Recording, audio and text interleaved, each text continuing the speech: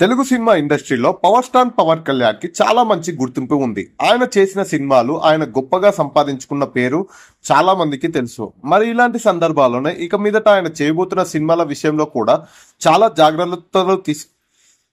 జాగ్రత్తలు తీసుకుంటున్నట్లు సాగుతుంది.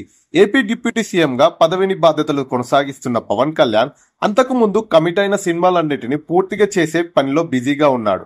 ఇక మీదట హరిహర సినిమా రేపు ఇండియాలో వరల్డ్ వైడ్ గా రిలీజ్ అవుతున్న నేపథ్యంలో ఈ రోజు యుఎస్ఏలో ప్రీమియం షోలు అయితే వేశారు.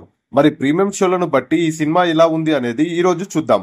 ఈ సినిమా కథ విషయానికి వస్తే కోహినూరు డైమండ్ నుంచి స్టార్ట్ అవుతుంది. భాగ్యనగరంలోని నిజాం రాజులు దాన్ని దక్కించుకోవటానికి ఏం చేశారు, ఆ రాజులు దానికోసం ప్రయత్నాల్లో సమయంలో అక్కడ ప్రజలు ఎలాంటి ఇబ్బందులు పడ్డారు, ఇది తెలుసుకున్న వీరమల్లు ప్రజలపై ఎలా నిలబడ్డాడు అనే విషయం తెలుసుకోవాలంటే సినిమా చూడాల్సిందే.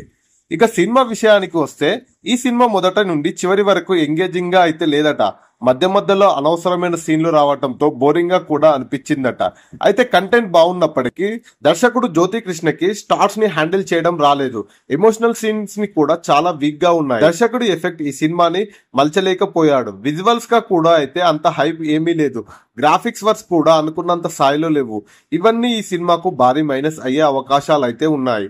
సెకండ్ హాఫ్ లో పవన్ కళ్యాణ్ చేసే ఫైట్ సీక్వెన్స్ కొంచెం ఓవర్ గా ఉన్నాయి. క్లైమాక్స్ కూడా అంత ఇంప్రెసివ్ గా లేదని అనిపించలేదని యుఎస్ ప్రేక్షకుల నుంచి వార్తలు వస్తున్నాయి.